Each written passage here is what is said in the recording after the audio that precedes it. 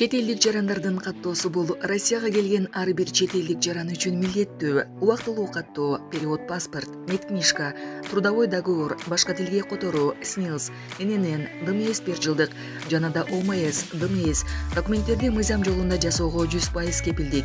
Урматтуу замандаштар, иш кагаздарда кандай көйгөй болбосун кайрылыңыздар.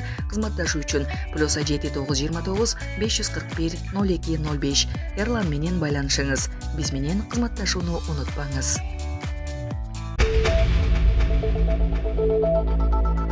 Сомдун графикалык символу Unicode стандартына киргизилди. Улуттук банк Кыргызстандын расмий акча бирдиги сомдун графикалык символу Unicode стандартташтыруу боюнча эл аралык уюм стандартына киргизилгенин билдирди. Сомдун графикалык белгиси Microsoft Windows 11 версиясынан баштап Microsoft Windows операциялык системасына жана андан кийинки чыгарылыштагы бардык камсыздоо программаларына кошулду. Сом белгисинин графикалык символун экранга чыгаруу үчүн кыргыз тилин тандап, клавиатурадагы оң Alt+9 айкалышын терүү керек. Сомдун графикалык символу 2017 бекитилип, коммерциялык банктарга, жеке жактарга графикалык символду өндүрүштө, товар чыгарууда, тейлөө жарнамаларында, маалыматтык материалдарды жайылтууда колдонуу сунушталган. Кыргызстанда улуттук валюта жүгүртүүгө 1993 жылдын 10 майында киргизилген. Булак азаттык. Казакстандын бардык аймагы бирдей саатка өттү. Казакстандын UTC+5 деген бирдей саатка расмий түрдө өттү. Бүгүн 1 мартта жарым түндө республикалык маанидеги шаарлар Астана, Алматы жана Чымкентте, ошондой эле 12 облуста саат 1 саат артка жылды. Актөбө, Атырау, Батыш Казакстан, Кызыл Орда жана Маңгыстау облустарында саат жылган жок. Анткени ал жак буга чейин эле UTC+5 убактысында болчу. Өкмөттүн жалпы өлкө боюнча бирдей саатка өтүү тууралуу токтомунда адамдын саламаттыгы, экономикасы жана коопсуздугу үчүн табигый убакытка максималдуу түрдө жакын келген туруктуу саат зарыл экени белгиленген. Айрым казакстандыктар, анын ичинде чыгыш тилгедеги облустардын тургундары жаңы саатка өтүүгө каршы болушкан.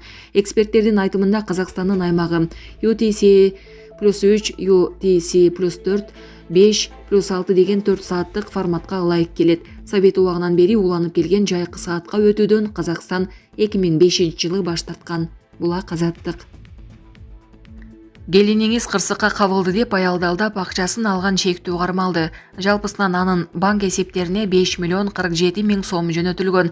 Мындан тышкары анын капчыгынан 899 миң сом табылган.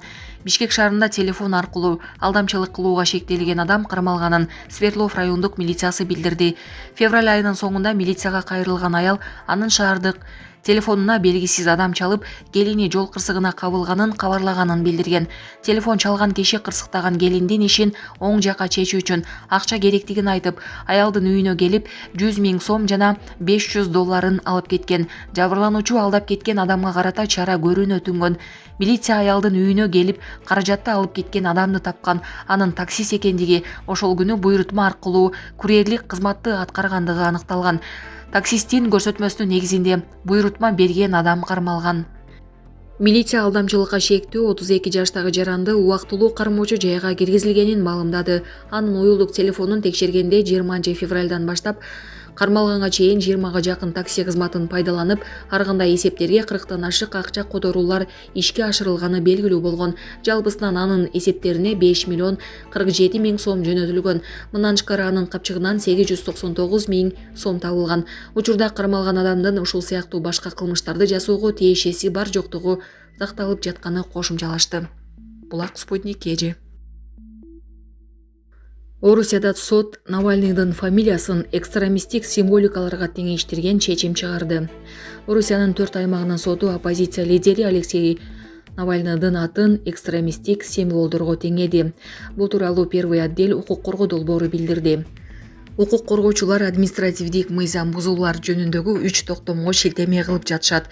Кеп, Челябинск, Краснодар жана Мурманскидеги Алексей Навальныйды эскерүү акциялары тууралуу болууда.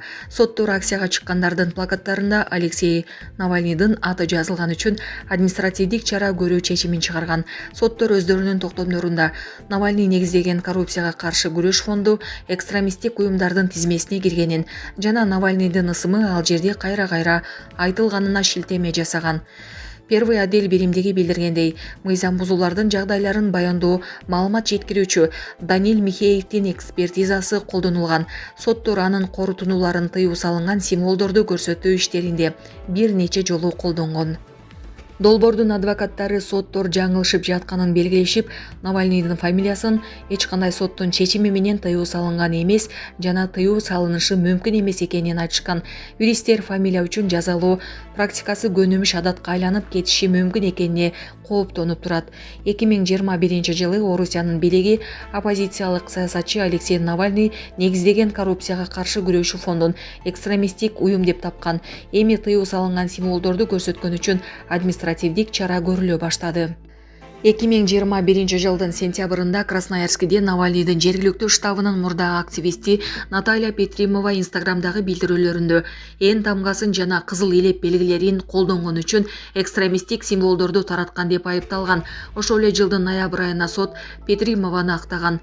Навальный каза тапканы 16 февралда белгилүү болгон. Орусиянын федералдык жаза аткаруу кызматы ал сейилдеп келгенден кийин өзүн начар сезип, дароо эсин жоготконун маалымдаган. Сөөгү энеси Людмила Навальныйга 24 февралда гана берилген.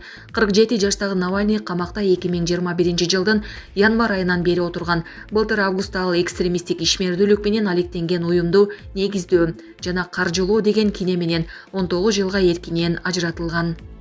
Ал 2021 жылдын башында Орусияга Германиядан дарылануудан кайтып барганда кармалган. Бир катар укук коргоо уюмдары Навальныйды саясий туткун деп таанышкан. Булак Азаттык. Байден өкмөттүн жарым жартылай жабылышын алдын алды.